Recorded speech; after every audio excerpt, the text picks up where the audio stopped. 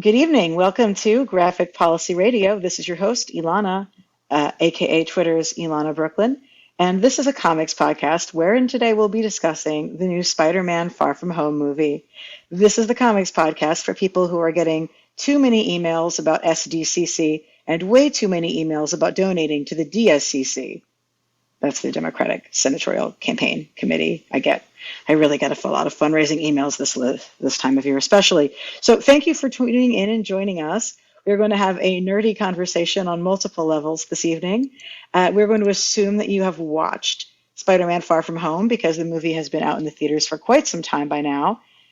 And joining me to dig into this conversation about the film's place in the Marvel canon, the relationship between the movie and the Spider-Man characters, and a lot of the really political themes and subtexts of the movie. I have two awesome guests, one of whom is returning to the show, and that is Caden Mock. Caden is the executive director at 18 Million Rising, where he has been rabble-rousing and nerding out in various roles for the past 7 years. Outside of work, he keeps busy with local organizing projects in Oakland, California, where he lives with his two cats. You can find him on Twitter at Caden. Are you at Caden? I am, yeah. I joined Twitter in like 2011, and I was able to park my actual first name. So, Cayden. And then joining me for the first time is a new guest, is Tom Chacho. Tom is a television writer and producer whose recent credits include True TV's Hack My Life, Bravo's The Real Housewives of Atlanta, and the forthcoming web series Low, The New Adventures of Ultimate Man's Ex-Girlfriend. He grew up in Queens, but is yet to be bitten by a radioactive anything. He is on Twitter at TomTeeVee, that's TomTeeVee. Thank you for joining me for the show. Thank you for having me. I'm thrilled to talk about this wonderful movie. You know, for my opener, before I started making a joke around getting too many campaign committee emails, I was going to do something about Spider-Man truly being a cautionary tale about the dangers of letting your children be mentored by former arms dealers and war profiteers. But and then I was like, but that's a spoiler. And then I thought to myself, yeah, but this movie's been in the theaters for some time. So hopefully folks have still maintained their enthusiasm for it. Are you guys as excited about the movie as you were when you first left the theater? I am. My only problem with this Spider-Man movie is that we are getting too many good Spider-Man movies in the last couple of years that it is hard to rank them all against each other.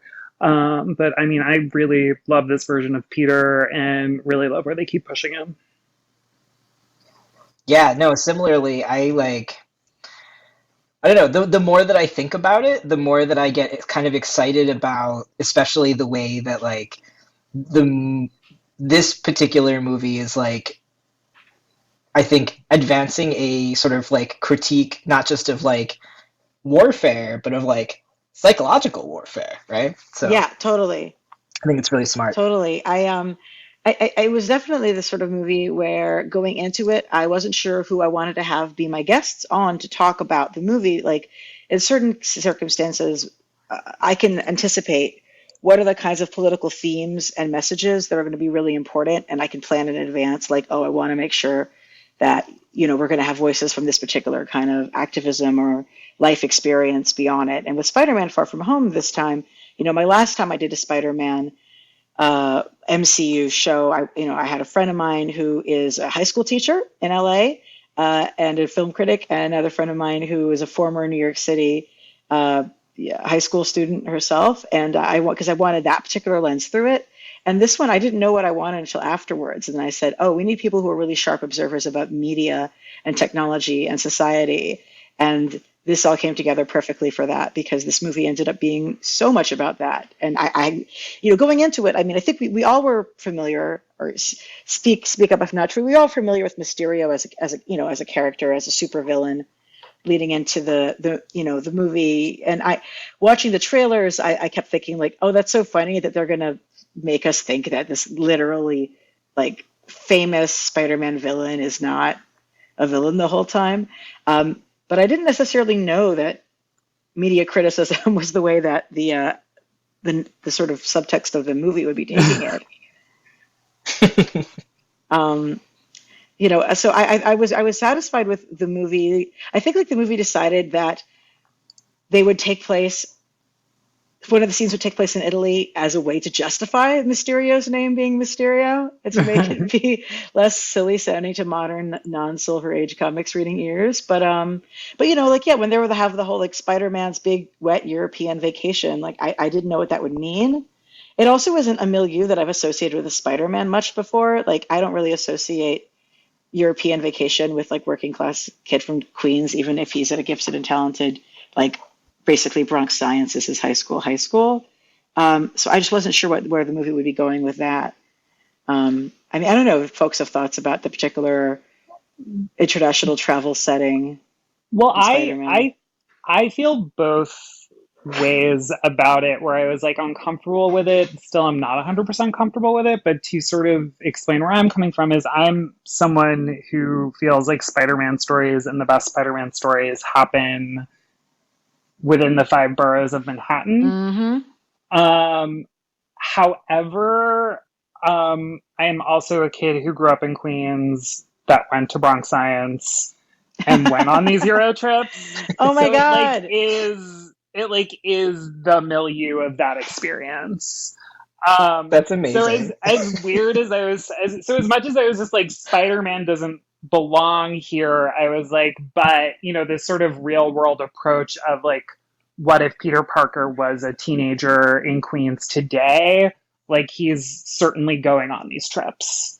And it's and sort of the teen emotional component of that movie is like ripped from my life experience in terms of like the emotional intensity and comedy that comes out of those teens. That's amazing. Yeah, I actually really enjoyed the sort of like corny Euro trip thing that was going on and like having this like weird sort of like genre clash of like, the sort of big budget superhero movie that we're used to with like, Tom, even though the like my high school experience is quite different and like there were no such Euro trips, just like the sort of like way that I resonated with like that sort of teen emotional intensity of like going to summer camp. It's like you have these like weird like time delimited periods of your life as a kid where like you're kind of like thrust into these weird social situations and like Yeah, I think it, special. anytime you put teenagers in a limited space for like a limited amount of time, people are going to like get together, break up, change their friendships. Like the stuff that goes on with Ned and Betty Yeah. is So real. so real. Yeah, so just like that sort of emotional intensity and just the plane ride and where people are going to sit on the plane ride, and having those types of like low stakes for a superhero movie but like real stakes for a 16-year-old, I think is what Hmm. makes this Peter so different and so resonant. um, because I just feel like the stakes, in as much as I love the Raimi movies and there are things that I enjoy about the Amazing Spider-Man movies, like the emotional and life stakes of that Peter were always just like so operatic to the point where he becomes unrelatable. Whereas I feel like Hmm. this is a Peter that you went to high school with. I really love, I think we're all agreeing that the whole Ned and Betty Brant subplot was wonderful in every way. I've forgotten that she was in the movies. Actually, I don't know how I forgot that. But like when I saw her after the opening montage, that's like I love that you don't realize the source of the cheesy Avengers sacrifice Mm-hmm. themselves montage. And then I feel like near the end of it, I was like, oh my God, this is totally some high school kid's project, isn't it? And then it turned out to be, yes, it's indeed Betty Brant and the TV the high school TV stations like meaningful And montage. The Getty watermark on, I forgot whose picture was just like, yes, these are teenagers making a Yeah. movie. And like But the I horrible cheered when I typeface choices. oh yeah, but I cheered when I saw Betty. Like I'd forgotten about her, and I was like, "Yay, Betty!" And then I explained after the movie to my husband. I was like, "So Betty Brant is from the old school Spider-Man comics. She was actually the original love interest.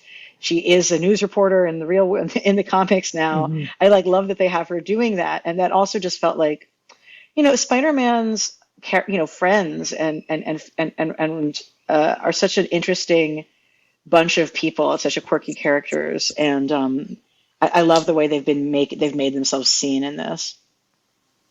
Yeah, well, I think they've done a really good job of taking like an ultimate approach to his whole world and not a like specific to the 2000s ultimate version, but taking an ultimate pass at what these characters would be like in 2019 and, rooting Peter in a high school and also a newspaper would be so strange. So, like, having, I don't want to get ahead of us with the ending and all that stuff, but just the way that they've Hmm. couched the media beats of a Spider-Man story um, in the way news is in 2019, I think is making all of those characters pop in a way that they haven't before.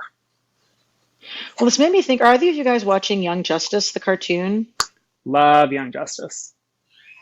I haven't watched it Oh my actually. God, Kaden, we have to help you with this later. But just as an aside, like one of the Okay. things in it is that a number of characters, are like live streaming stuff on Instagram, who in the actual comics were like, like teen journalists and like stuff like that. And I'm like, yes, exactly, because that is exactly what they'd be doing. They'd be live streaming this from Instagram. Like that's what they'd be. So I thought that those were interesting ways to like use technology to make up for the whole like, no, Spider-Man is actually not. You can't have a day job as a professional photographer at the Daily Bugle while being in high school full time right now. That's not a thing that can happen. Um, but I do definitely think like the whole sense of like Spider-Man as a character who is struggling economically, and that being one of the major tensions that he deals with is something that I think is really important to the character that we don't get at all. Like even though Aunt May is very social civically involved, and I guess like briefly experienced homelessness herself after the blip, I you don't have the class struggle of Spider-Man visible in this. Like, when Flash Thompson says dickish things to Spider-Man about it, it's clearly just a general jab that he'd make at anybody who wasn't like super wealthy. It's not about Peter in particular being working class. Flash would say that to anybody just because he's an asshole. Um, so I think like the specificity of him as a working class hero is something that I do miss about the character. Well, and I mean, for me, the other thing that kind of raised is, I guess, really some questions about like what did the blip do to the economy generally? Like, how has it actually changed the way that like people relate to each other, like on the level of like who's making money, how is money made? And I think that like there are a lot of sort of unanswered questions that I think are like kind of a like fun flight of fancy for people who are interested in that kind of thing. And like, I don't know, I'm always thinking about like what people do for work in sort of like fictional Mm. worlds who we don't necessarily see on screen. And like thinking about, thinking back to Endgame, um, the idea that like you would have a huge city like New York that is like that empty for 5 years. It's like, how are people eating? Like what is the food system like? How are people dealing with this stuff? I think that raised some questions for me too. That like, have things changed for Peter Parker's family because of the blip and because of making it out the other end, and like what are the sort of like economic circumstances that weird experience gave And the rise whole to? relationship with Happy Hogan also sort of makes it be moot. Like, oh, if Aunt May can't have a good paying job, like he'll get her a job at Stark Industries. Like, you know what I mean? Like they don't actually, because of the way the movies have made Spider-Man and Iron Man protege, which was definitely something invented in the movies and never something we really saw even when Spider-Man's been in the Avengers. Um, it's it just changes his driving. Like they kept, if Aunt May doesn't have a job, she can just get one from Stark Industries, and they'll be fine. I do want to actually maybe jump real quickly to talking about some of the employee worker relationship, employer relationship themes of this movie, which I did not see coming. Mysterio as a disgruntled former Stark Industries employee is like complete touch of genius. I really loved how that was his history was woven into the history of the movies as a whole. And it really makes you, and it challenges the whole idea of Tony Stark as being this like single genius who could somehow do it all himself. It's really the result of him and a whole team of people. And And the guy they flash back to in mhm. Iron Man 1 is in Iron Man 1. Like, they Dude, really, it is the same actor. Like, they really are sewing back into that quilt to sort of hit home at the fact that, like, Tony is at the ground floor of this universe and not necessarily, like, the best person all the time. what hit me was like looking at who those workers, who the members of the Mysterio's team were, was that these are all people who were like basically like professionals and in middle management at Stark Industries. So it's like, this is like an uprising of the professional class to challenge the 1%, but then in the process they're endangering like everybody. And I don't know, I just kept trying to think about that through a class lens because it is, this isn't delivery guys who are who are the ones who Mhm. are joining together. It is slighted professional workers. It is slighted, upper middle class people, and they're banding together, and maybe they're developing a class consciousness for the first time, but unfortunately using it towards evil and further myth making rather than to opening up the process of like the Stark Industries to the world to have more people benefit from it. I don't know. You know what it made me think of actually is this is not, I mean, I know some people in the Tech Workers Coalition and they're great, but it made me think about the Tech Workers Yes, Coalition. Right? That like all of these like software engineers and product managers who are the sort of like upper middle class. I mean, in anywhere else in the country besides the Bay Area, they're great, yeah, right? yeah, yeah. Like, let's be honest. That they are starting to organize and like talking about like how can they take power as workers and really start to like re-identify as workers. And so, I mean, it does make me think about like I think there is some healthy skepticism of the Tech Workers Coalition on the part of like longtime like movement folks in the Bay Area, just because it's like not always clear what their sort of like analysis of the broader landscape is and how they see themselves and like their wealth in the sort of like in the landscape of the Bay Area. And it seems like one of those things that like vitally necessary because like you know the actual Tony Starks of the world are like destroying the Hmm. planet, right? On top of a number of other terrible things. But at the same time, it's like, what are the politics of organizing upper middle class workers? Like, what does that become then a vehicle for? Um, and how do we make sure that like the politics that they espouse and the stuff that they fight for is also like inclusive and like meaningfully benefits like the actual working class people that still exist in Silicon Valley. Perfectly said. And just for background context for anybody, the tech workers like at Google and at Amazon and at Facebook are starting to develop their own worker like collaboratives and and trying to form unions and stuff like that. So that's sort of reflecting on that change. Um, Check out Tech Workers Co-op and online and learn more because it's pretty amazing. Um, Yeah, I think it's Thank you. techworkerscoalition.org. Techworkerscoalition.org. Also organizing as some of the video game developers, etc.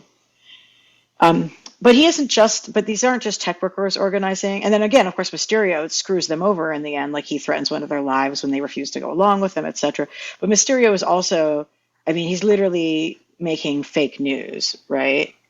I am positive that like that was something that was deliberately going into the mix of this movie's story. Um, Well, not just fake news, but like deep mhm. Deep fakes, right? fakes. Like the deepest of fakes. Yeah, yeah, like especially what we see at the end of the movie, like he's able to make anything look real and visible, and with that kind of mass level disinformation is something we don't know how to respond to, and we haven't really figured out the solutions for it. Well, I think it's interesting that, like, amongst all of these tech workers, there is a narrative and propaganda guy who is coming up with a compelling story of where he's from and what he's about. And he criticizes the story when it's not good enough because Hmm. on top of the fact that it all needs to look real in a certain way. It needs to be framed and primed for a certain audience to the point where, they create this new backstory for Mysterio of him being from an alternate Earth and use the alternate Earth name of Marvel to create a fake story that is believable within a comic book world. Yeah. I also think like Spider-Man is also a story that has historically dealt a lot with media propaganda Mm-hmm. as an issue before, and it just Hmm. hadn't been part of Spider-Man yet in the MCU, and I was just really happy to see that that part of his story like lives on because it is one of the really important stories that you can tell with Spider-Man. It's a Mm-hmm. Spider-Man story, it's a Daredevil story. X-Men have their own particular take on it, Well, but what's it's more interesting is intrinsic. to Yeah, begin with, like he was more of a YouTube celebrity. So which is interesting is that sort of makes him get he's a YouTube celebrity in a world filled with adventures, so no one was paying right. attention to him. So true. So my question for folks, since I'm presuming both of you guys like came into the movie knowing Mysterio was a bad guy from the comics. Like, at what point in the movie do you feel like it just was really clear what was going on? I actually felt like Gyllenhaal's performance was way better when he was being like when he had when the mask was lifted, so to speak, than when he was pretending to be a good guy. I actually found him to be like a little bit of not charismatic enough for being the good guy in a way that I think could have been deliberate. Do you know what I mean? And then Mm-hmm. he was just way more believable and way more at home once he got to just like lean into being the bad guy. But I'm curious what your thoughts were about like how the plot pivoted and what was your emotional response, even as people going into the movie knowing he's a bad guy. I did not believe him at all at any point in the movie, which was sort of a struggle for me in the first half, and part of why I like the back half more than the first Hmm. half. Um, but again, I think it's this issue of just like Marvel constantly stacking up the expectations against themselves.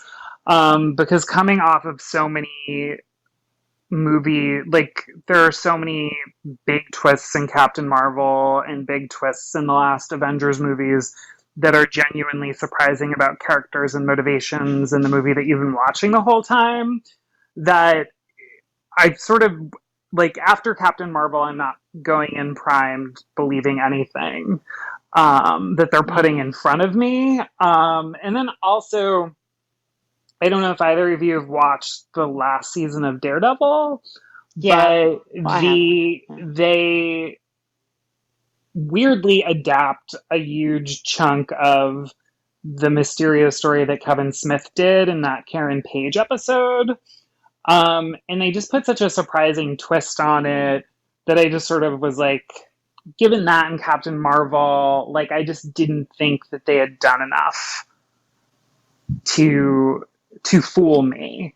Um, as like someone who's like well read in Mysterio and Spider-Man stories, I had fun with it, but I didn't believe it. Hmm. Yeah, I mean, I don't know that. I don't know. Yeah, I didn't really find it terribly believable either. But I do. I mean, I do think that the reveal scene was incredibly well done. Um, I found it like it was like to me it was like an interesting twist on that moment that like a villain explains their entire plot, but it doesn't actually like put him at risk in any way, right? Like Yeah. I thought it was like very cleverly executed and like being able to follow all of the logic I think really set up the second half of the movie in a really useful way. I think the whole time for the first half I was kind of like what exactly is going on here? Like is there I was wondering like who is going to betray Hmm. whom.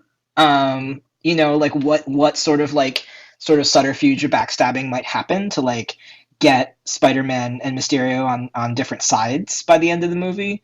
And I don't think I really deep fakes was not where I was assuming things would go for sure. Yeah.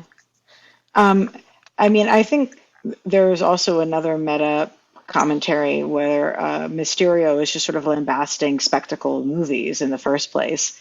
Like he basically says it's all effects around a stupid story. And it just sounds like a literal critic of the MCU talking about the MCU, right? And it's interesting because when I was like, they're the elementals, and I looked at those, I'm like, I don't like the character design for these elementals. Like maybe one of these guys is Hydro, I don't know, but it's not really quite interesting. It's not quite getting me there. Yeah, because Um, you do wonder if they're Hydro Man and Sandman for a yeah, minute. yeah. Hmm. But the thing that's interesting about like the critique of CGI in big budget movies is that when he's not in the Mysterio suit, he's in a motion capture suit, which is what Tom Holland wears when he plays Spider-Man. Because Tom Yep. Holland is rarely ever in a Spider-Man costume. He's usually like in a motion capture suit that they graft the Spider-Man costume onto after the fact, which is like why whenever like if you look at any of the behind the scenes stuff from Infinity War and Endgame, he's wearing what Mysterio is wearing. So he's like literally a special effects guy. So Mysterio is Spider-Man then, also Yeah, in is those Spider-Man. ways. For that matter, the Mysterio costume design itself looks like a send-up of Doctor Strange and Thor's costumes in the MCU as well. But also shout out for the existence of Black Suit Spider-Man, albeit Yes. briefly. Oh yeah. Night Monkey. Night Monkey is probably my favorite gag in the whole movie. It's totally something someone would make up at the top of their Yeah. head. They just would.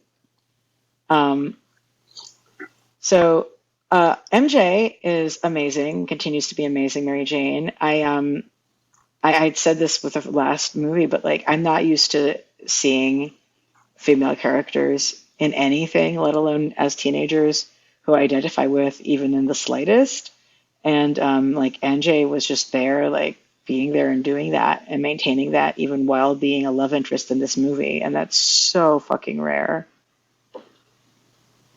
Yeah, she's so unusual, like for the genre as a whole, and also for Spider-Man movies, which like my biggest problem with all of the movies that have come before is just how depressed these women are. Mm, Like Kristen Dunst's Mary Jane is just constantly on the verge.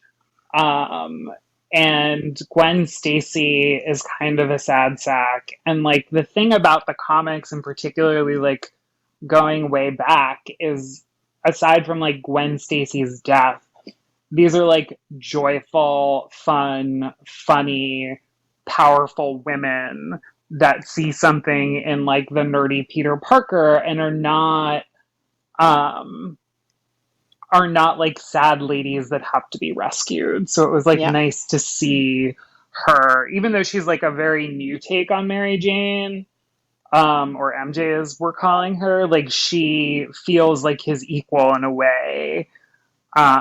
Kristen Dunst and Emma Stone just did not in the other franchises. And I'm someone who has written a bit about how it seems like a lot of the fan discourse didn't seem to acknowledge the actual comics Mary Jane's personality as a thing. Like when they initially people were freaking out and being angry that they were because they're racist, being angry at casting a black actress as Mary Jane, and people were just acting as if literally the only personal characteristic Mary Jane had was being a redhead. Also, as if there aren't black people with red hair, and as if Mm-hmm. red hair dye doesn't exist. I was right there being like, actually, Mary Jane in the comics is a very strong personality and not one which is rooted in being sad, although she does have real world struggles around money in particular. Um, but like, it was so at first I was sort of resistant to there being I was worried that having an MJ that had a completely different personality than the one from the comics might sort of feed into the whole notion that MJ in the comics was a non-entity and was just like an empty shell of a hot body when she's not. But it didn't really pan out that way, and I do love her character so much. It's so unique and special, and there'll be space in some other Marvel movie for a character who's like a party girl who's actually really awesome and like plays with that, um, deconstructing that myth effectively, even if Mary Jane herself is not that. But I could see Yeah. Zendaya grow into that, is sort of what I'm hoping. Because, like, what I really want to see, not to seem like completely shallow, but like, I want to see like Mary Jane be a supermodel Like, I just really love her as this like big media presence, like who is this like, glamour girl with a soul and intelligence who can also run Stark Industries. And I sort of feel like Zendaya could potentially grow into that in her own Zendaya way, and the sort of um, approach that they're taking to her. I just think she has no time for that shit. Yeah. She would just like I feel like she might, she would make and I think she would be interested in being a subject of like media attention as like, the new columnist for Teen Vogue writing about Mm-hmm. the general strike, But but I just don't think she would want to be involved in something that was devoid of like expressly political content in her eyes, even though obviously people who are models have a political platform and some of them have used it, in fact. Um, but I think she would be resistant to even seeing that as an opportunity. I don't know. Well, I mean, I think that's like what's kind of neat to me about this MJ too, is that she feels like a fully formed character who is extremely also a Hmm. teenager, right? Like a lot of there, I think a lot of what Tom is saying makes sense to me because like, when you are 17 and like are like a high achieving student, um, you may feel like you're too cool for the entire world. But there's also ways in which I think there are definitely some opportunities like as like this version of MJ grows up to kind of like explore her as a like sort of full complex human. And it's like yeah, I find that a really interesting idea, and I think that like Zendaya is Oh brilliant in this yeah. role. Like I really enjoyed her, and I really enjoyed watching her, and I hope she continues to play And this every character. moment in which a girl actually initiates the first kiss with a guy is like a triumph for society. Like it's in a story that no, I'm not. I watch so few teen movies that I maybe I missed something. Maybe things had changed more than I thought they had. But like historically, movies never acknowledged that girls even had desires. That those Mm-hmm. desires might be towards guys who are smart.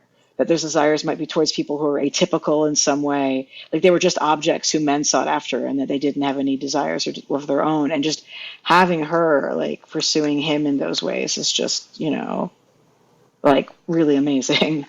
Um, Yeah, and like talking about the stakes that are like the stakes of like Peter Parker's personal life, like that I mean they're sort of back and forth and they're kind of like awkward repartee and like his like failed schemes and the fact that she ends up being the person initiating like that feels true to life to me in mhm. a lot of ways, that's like how actual teenagers flirt, or at least how I actually flirted as a Yeah, teenager. And totally. also true to how he relates to women in the comics, because Hmm. like Gwen or Mary Jane tended to be in the driver's seat when he was with them, in terms of like driving the relationship and making a lot of the decisions, Hmm.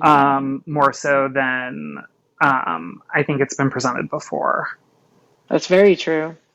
And also one thing I don't have either of you played the PlayStation Spider-Man game No. that came out last No. year? It's great. It's like written, and also what's interesting is you see certain visual flourishes from it, and I don't know if it's a literal lift or just that them sort of coming out at the same time, seemingly pulled from the game or both pulled from the ether at the same time. But the one thing I don't like about the game is they basically make Mary Jane Barbara Gordon, and it just is Oh, not her personality. redheads are Um, not interchangeable. Redheads are not interchangeable, and it's like you don't need to be like a girl reporter mystery solver to have like a vital role in these movies, even though like MJ does sort of figure out the plot of the supervillain pretty quickly. Um, the it was sort of interesting to see them, you know, give her character traits, um, and reinvent the character without just sort of leaning on another female tropes you see in Yeah, comics. totally. Hmm. Hmm. Speaking of teenagers, one of the news stories that I saw after I saw the movie was the following headline in Hollywood Reporter: Zach Barak opens up about being Marvel Studios' first openly transgender actor. And I saw all these tweets and stuff like that talking about like transgender character in Spider-Man. And I was like, was there? And I missed it? Like, how did I? And, God bless him. I'm like glad he's in the movie and speaking up about him being trans. But I was so sad to think like, oh, were we going to have trans representation? Like, no, we weren't. We had a trans actor, which is great, but like, I didn't even, his character wasn't even named. Do you know what I mean? Like, it's not even like a Betty Brant situation where she's like a minor character, but is it Mm-hmm. actually a character with a Hmm. name? I didn't like I did a little bit of digging, and at first I thought that maybe Marvel was trying to get unearned praise for diversity, but it looks like it really was probably the actors publicity team pushing for it rather than Marvel Mm-hmm. trying to take unearned cred. Although it's hard to necessarily say for sure. But Although it did seem like on that bus there were like a lot of attempts made at like presenting a diverse world, which I mhm. feel like worked better in the broader school setting last year. I mean, or in the last installment, but fell sort of flat to me because I mean, I knew that they had cast a trans actor before I saw it, and then to see it and not see the trans actor not have any. I don't think he had any I don't lines. think he had any No lines. lines. He had Yeah. no name. His character's name is Zach, Yeah, which is his name in real life. It was like him and the yeah, hijabi Girl, the yeah. hijabi girl, Hmm. yeah. classmate, right? Like I was like, oh, okay. Well, I didn't. It's like, yeah. Go ahead, sorry. I'm looking also right now, just like quickly, I'm like, where are scenes that like we really see him? And I'm just like trying to find like uh screenshots of scenes where he's really like in the frame in a like meaningful way. And we really don't get a lot of him in general. No, we don't. Like he's there, but he's not like in any meaningful It way. was really disappointing. Like it wouldn't have been hard to at least give him a few lines and to give his character a name Hmm. that wasn't his actual name. Like just at least give me that, you know? Yeah, because I feel like they did a better job with all of the kids who were on the quiz team in the last movie. Because, like, even though Yeah. those Mm-hmm. kids didn't all have names, or even like um, Josie Toda, who has lines in the first, like, has line is like supposed to be the gay kid at school, but has lines. Um, that was sort of disappointing.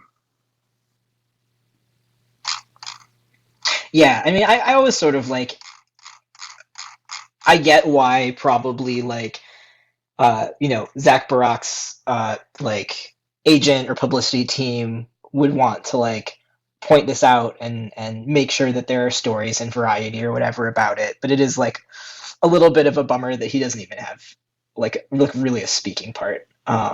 Well, I'm wondering if we can build buzz around him and then maybe he'll get one in the next movie. If we could be like, do you know who Yeah. had the most amazing magnetic, like bearing in the past film? It was him. We all noticed him, and therefore he needs to be the next breakout character. He could be the next Coulson, like the character who Mm-hmm. no one expected to be the big breakout and is the breakout anyway. I don't know. I'm verbalizing it. Maybe it'll happen. I mean, they do a lot of like queer Monday morning quarterbacking, like how at Comic Con they were talking about how Tessa Thompson's going to be fully gay in the next Thor, and it's like after everyone has like received it and signed off on it, when you have it in the background, it does sort of seem to be how they do things. Yeah, yeah. I mean, so I guess maybe the more we talk about it, the more likely Mm-hmm. it will be a thing because the public pressure does matter.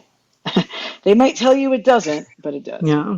Well, what I'm actually very interested to see is I don't know if either of you watched Titans, but they've cast a trans actor to play Jericho on Titans. And I'm Yeah, curious if that means Jericho is Mm. going to be a trans character. I suspect that that'll be the case because of the way like the studio was leading with it. But Mm-hmm. um, but And yeah, because it's like that's Greg exciting. Berlanti's That's a company. big So, character, and that's like a big character. Like in yeah. Teen Titans, like Joey is like a major character, and I I guarantee that that will be a significant meaty role and makes me more excited to see Teen Titans season two. I didn't even watch season one. I'll probably watch season two just to see him, frankly. Yeah, yeah, seriously. Well, also, Chella Man is a really like interesting person and like an interesting personality. He's also deaf. Hmm. So it'll be interesting to see what they do. Um, you know, like is Jericho and Titans going to be deaf? That's I think that's another big Because question he's that he's I have he's about that mute in casting the phase. comics, but it's from an Hmm. injury, so he's not. So he uses sign Yeah, language, but yeah, he can hear. yeah, and like, is there going to be like more sort of engagement with that as like a disability justice thing? Hmm. Um, Exciting! And Doom Patrol season two is renewed, so there's lots of really cool queer things happening on DC streaming, TLDR, including, as I may have mentioned in when we were talking about Young Justice, like there is a non-binary superhero character who wears a hijab Hmm. in in Young Justice, the cartoon. And they seem to be hinting that Impulse Kid Flash is gay now. I haven't Um, seen that yet, but that would be amazing. yeah, he's like very touchy with one of the new meta teens or whatever they're calling them. And someone mentioned them being a couple, but they haven't gotten super. Although, well, did you? I don't want to spoil it because it got It's also okay. got really gay this week. There was some yeah. DC is doing the work, Yeah. um, especially with Doom Patrol, which is like the gayest show on television. And folks can listen to two episodes of podcast coverage of Doom Patrol at Graphic Policy Radio, which is now also on Spotify and iTunes. Um, so back over in Marvel Land. One of I think the themes of this movie is just something which is like very much in line with general superhero messages in general, which is the idea of heroism being a shared burden rather than an individual task. And that it's interesting because on the one hand you have Shield, or because it's not really Nick Fury, right? It's Shield as an entity pressuring Spider-Man to say like, no, this is your job. But Spider-Man also, it's saying, not Shield. We don't know what the organization is I mean, because Shield. I think it's Shield. I think it's Shield. I mean, they're like, it just Talos like acting in Nick Fury's stead. I think. Like, am I But wrong? is does Nick Fury ever rejoin Shield? Is the thing because Shield becomes like after Winter Soldier, Shield becomes strictly a TV thing. Like Hmm. it's not like there's no more Shield in the movies. Um, and I sort of wonder if there is like a new organization or if it's going to be Sword or, but I don't think it's Shields. Okay. But like, Um, I mean, but regardless, like, there's an entity that is telling Spider-Man that he needs to take this mhm, burden on himself, even though we're in a world with tons of superheroes. mhm. And he, has historically been afraid to lean on his friends and family for too much because he's scared about endangering them. Other people want to be able to help him. They want to be able to share a part of that. Obviously, like giving your weapons maintenance, giving a satellite uh, drone system to the nice middle-aged man you met is probably not a good way to share the burden of heroism, but I do think that's a theme that's in there. Actually, I really want to quote. I want to quote something I saw on Twitter. I love it from Ethan Barker, who wrote, "There's just something very American about turning Spider-Man into a coming-of-age story where a cool billionaire arms dealer lives a bright-eyed kid, limitless drone strikes to use as a tool of heroism." Brought to you by the U.S. military. But anyway, shout out to you. But I don't know. I think that definitely was one of the more significant messages of it as well. And then the scene where you have the all the secondary characters are in the Tower of London, and I think they might be about to die, and they all have their moments of confession to each other. That was nice. It was nice. I particularly loved the part where they were able to locate them through Flash Thompson's live stream. Live stream, yeah, yeah. That like this thing that like we find so annoying about his character throughout the entire film that like it comes Hmm. through, right? That there's like a role for him to play, even though like the whole time we're like so annoyed with the fact that like he's wearing his like sort of doofy hat and like acting like he's really cool in his live stream, like for whom he's like on a Euro trip with all his friends, like what's going on? Hmm. And like there's sort of this like very like I felt sort of tenderly towards it as like a like kind of a like rhetorical move about this sort of like shared burden of heroism in the film. And I'm like, you know what? Like it takes all types, right? Like Yeah, you need people who have like different interests and skills and like assets that they've built up over like years of doing something that like you might think is sort of useless and pointless, but you never know what's going to come in handy. totally. You learn that doing direct action too, right? Like, Mm-hmm. Mm-hmm. Yeah, I love it. I think that that's probably a very deliberate choice as well. Like, so let's just talk about Telos for a second because I'm the biggest Telos Mhm. fan in the world. I was so thrilled with the reveal that Nick Fury was actually Telos dressed as Nick Fury, and I feel like there even was something in Samuel Jackson's posture of that in it. Like he just seems like a little bit more diva than before. And That was shocking. I was legitimately shocked that they would do that for an entire movie with that character and that actor. Um, and apparently it is the plan from get go. Like Samuel L. Jackson knew he was playing a Skrull.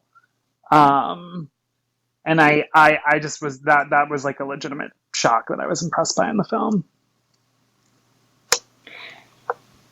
yeah, I'm just like I don't, I've written about Talos over at The Wired, and I've talked about him a lot. But I really love that freaking character, and I feel like this it really is in there, like it's in the performance. And I'm really heartbroken that there are people who still leave these theaters early, which is just mind-boggling to me. Does anybody? Yes, I have. it's Yes, 2019, y'all. yes. Like it was one thing when I saw it happening at like Black Panther, where because I know there were a lot of people who were new to seeing Marvel movies there. So I actually told a few senior citizens, and then they thanked me for not for Mm. telling them to stick around because they were new to this. But yeah, people will totally. I saw people leave early from Captain Marvel, and I saw people leave early from this. It's very strange. Because I feel like people stay like through the credits of every movie waiting for like Sam Jackson to pop out, even when it's like not a Marvel movie. No, I went and saw The Farewell in theaters this weekend, and I also like my friend who I was with like immediately got up once the credits started rolling, and I had a moment of being like, should we be doing like can't should we? And I was like, oh, it's not. Mhm.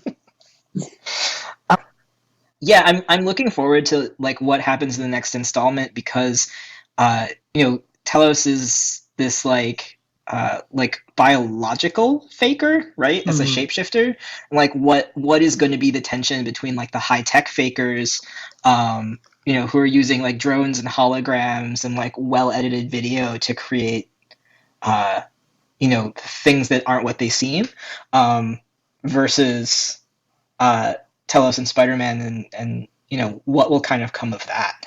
I think there might be some pretty cool kind of uh, like like technology versus society sorts of things going on in our next film. I just really am all about like having the character and everything because I think it's such a meaningful, subversive, like particularly queer, particularly Jewish, particularly refugee, like all of my vectors of things that I'm like identify with and love character being badass in the Marvel universe. So do, do you want to see a secret invasion with these scrolls, or is that no, would that I you don't. don't? That's just going to be anti-Semitic as fuck. I don't see any way that it wouldn't like. It just would be read that way. Mhm. I don't think Mhm. they're headed that way, to be honest. But I don't know. I've been proven wrong before. Um, but yeah, I just think it undermines the work that they've done so far, and that it's politically really problematic. But luckily, they've got a lot of stories to draw from that are not that one. Mhm. I hope. But one story that they are drawing from is the whole Spider-Man's identity gets exposed, and it's amazing because like I think that to me that's like a trump card. This is again one of the post-credit sequences. To me, that's like the trump card, like pulling out all the stops, full level crisis of Spider-Man's life, and it's crazy to me that they're deploying that after this at the end of the second movie because like there's just no going back except through time travel and reality warping and maybe selling your relationship with your wife to save the life of your elderly aunt for some reason, and one day more. Ugh. Yeah, let's pretend that never happened. But That's you when I know, stopped reading Spider-Man comics. and same. But you know, but it's a big gamut. So what do you guys think about that decision to have that come out right now? I was so surprised by it, even though I had it spoiled for me on Twitter. Oh man. Um, but Ah, no, but think about it. Like before you go to the movie, like seeing on Twitter that like J.K. Simmons is back as J. Jonah Jameson and exposes Spider-Man's identity. I was just like, that's the way you blow up a film franchise. There's no way this is really happening. Like this is some fake internet nerd news. And then when it actually happened, I was like, oh shit, they did that. Um, but I mean, they just seem committed to doing everything that other versions of this character have not done. And I think but always doing it in a way we're not gonna necessarily expect. So I'm sort of wondering what it's gonna be like for him to be like a public teen superhero, because that's not something we've seen from him before. Yeah. I mean, first he has to mhm. survive like being crucified by the media through like a deep fake. Mm-hmm. And I think, you know, that being the whole story of the next movie, like you have this Bill O'Reilly, like that might be more of an Alex Jones type, J. Jonah Jameson, you know. Which is from the video game. That's how they did Yeah. J. Jonah in the video game. Mhm. Hmm. You know, how, yeah, Yeah, go ahead. I mean, I'm like really curious about how they're gonna play the deepfake thing going forward. Um, just because of this reveal, and because like I think, even with Mysterio out of the picture, it's like clearly there are like these like elements that are still interested in manipulating public opinion, and like I'm really curious about how uh how the public is actually going to take that, because we didn't actually really Mm-mm. get a lot. The only reaction we got to that reveal was Peter's reaction to the reveal, and so I'm curious what kind of sort of like media commentary is going to be in the next film about that. Like, are there going to be factions of people who do and do not believe this news, especially because of where it's coming from? Yeah, that's a good point. I'm curious though to how they may or may not downplay it, just because the first movie ends with May finding out, and it's like no Mm, big deal. And also, Tony Stark has been publicly a hero since the first movie. It's not a world with secret identities the way that there are in the comics. So I do wonder if there might just be like a complete 180 where he becomes like a political figure and celebrity that has to like fight his own bad press in a much more like open way, um, mm. rather than like have to put the genie back in the bottle like he did in the comics. Yeah, yeah, that is definitely different. It's hard. I mean, I think it definitely is hard. It was hard for me to see it other in that way in that moment because of my past associations with the character. But that makes sense. I just want to say that Aunt May and Happy Hogan are my favorite couple in the MCU now. Mm. Whether they are just friends with benefits or it's going to become a relationship, I was just very into their chemistry. I believe the relationship. Um, Happy had some of my favorite moments in the film.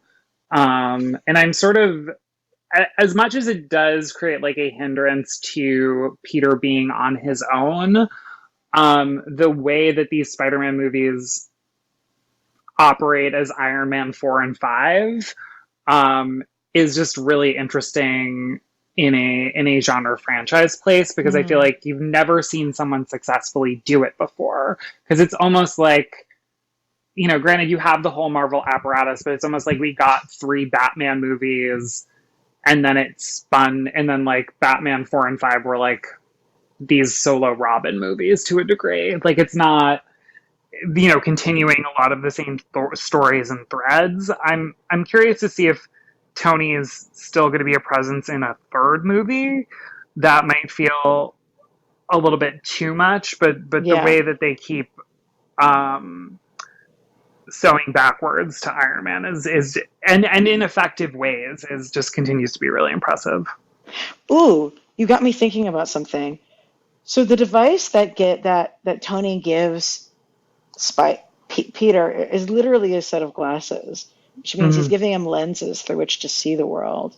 And these lenses are ones in which, like, when he sees, what it gives him are access to information and access to violence. And like those are the two lenses that, like, Tony granting him this privilege, it gives him to have. Like, he's not giving him a set of lenses that are revealing Mm-hmm. things that are necessarily Hmm. good for him. It's, invading people's privacy and possibly killing them. So it's like this, like, and this is a movie that still very much reveres Tony Stark. It does. Hmm. The movies have always taken him as a hero with, like, who's an imperfect hero. It goes without saying, for sure, but Mm-hmm. certainly reveres. But it's like, if that's like the lens of how to view the world that you're leaving a young person, that's like woefully incomplete lens to gift them with. Yeah, I do have a hard time believing that Tony, who in his own film series is so anti-war, is like loading all of these drones into space.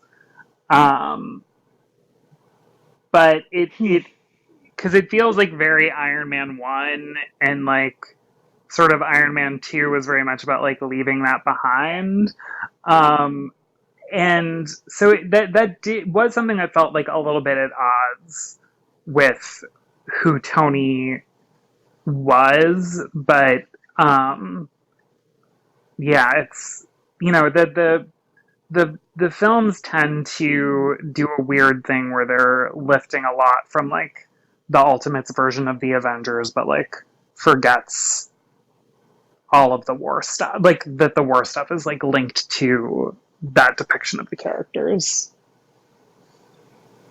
Like Hmm. once this stuff becomes real or part of the real world, it's going to be weaponized. Caden, thoughts? The thing I started thinking about when you were talking is like that sequence when they're on the like mountain road on their way to Vienna, and like uh Peter almost blows up the bus that they're on. Mm-hmm. With the glasses, the sort of like awkward misuse that like is sort of played for laughs, but also, if you think about it in this context, right, of like Tony is leaving this like sort of like problematic view on the world to this kid. um I think it is also a moment that like should be a little sobering, right? That it's like, everything ended up working out all right, but like he's not, it's like in the sort of like arc of the film, like he takes it as like evidence that he's not ready, Hmm. right? That like um but like this observation that, this giant satellite full of drones is like that are armed to kill is like kind of like out of character for like post Iron Man 1 Tony. Is like there are like some questions I have about that too. Um and that like there is that like, I guess, back and forth, I think, within Peter himself, being that is like still revering Tony so much that he doesn't question the gift, he questions his own worthiness, right? Yes, Like, yes. there's something there.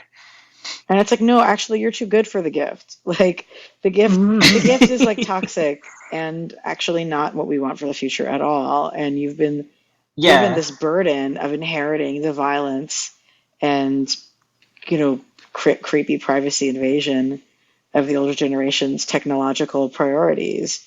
And instead, it should be about, what do yeah. you want to make for the future that's actually a positive thing. Right. And the instinct to give it up is maybe the right instinct on some level.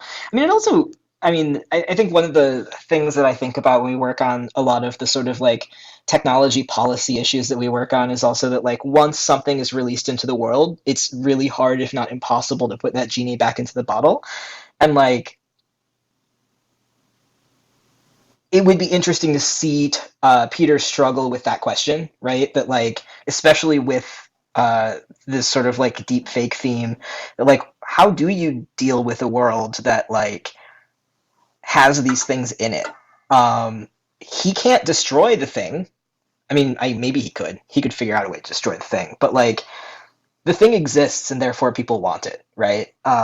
And giving away our power over some of that stuff, like while it might be frightening to have it, it's like how do we responsibly disarm, right? In like the kind of like technological arms race that we're in, and not just in terms of like actual weapons, but like other tools in terms of surveillance. Mm-hmm. Um, they're hard questions, and I think that like uh, especially, I mean, maybe less so when it comes to like giant satellites full of drones, because that's like material objects that may be hard to replicate.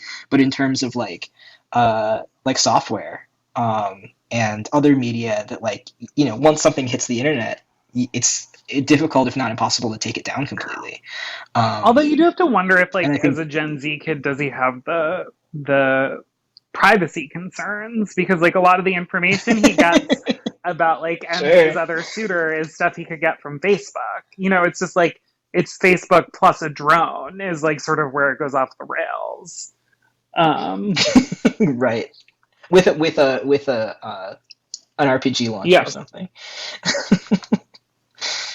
Well, thank you both for joining us. And this is exactly the conversation I was hoping to have. And so just let our listeners know where they can find your work coming up. I know, Tom, you have a show coming out. Where can our Yeah, viewers check it out? um well, you can follow my work on tomtv.com. That's TOMTEEVEE.com, or on Twitter at TomTV, spelled the same way. My upcoming web series is called Lo, the New Adventures of Ultimate Man's Ex-Girlfriend. It is a rom-com about breaking up with a superhero. And it's going out to Cool. our Kickstarter backers right now, and it should be on a larger platform soon. So I will be making that announcement when it's ready to be made. Woohoo!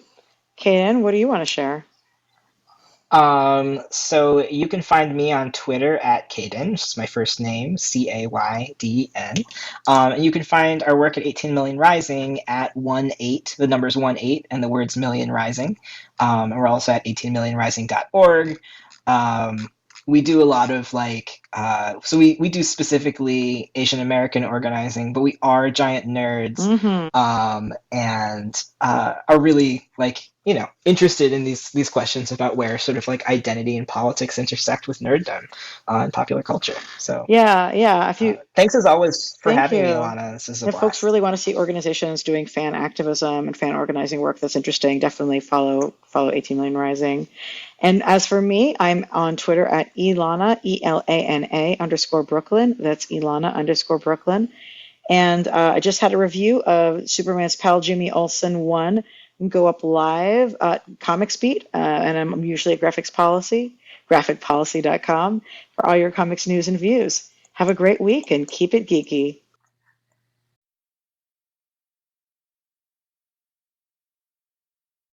Hey, thanks for watching the previous video from Graphic Policy Television. Just by watching, you help support our site. Thank you so much. Now, if you're watching these videos, you probably care about geeky things like movies, television, comic books, toys, games, video games, you name it. You can go and subscribe right now to our YouTube channel to stay in touch and catch all the new videos, or check out our website at graphicpolicy.com. There's a nice link on this end of the video. But as always, thank you for watching. Keep on rocking and keep it geeky.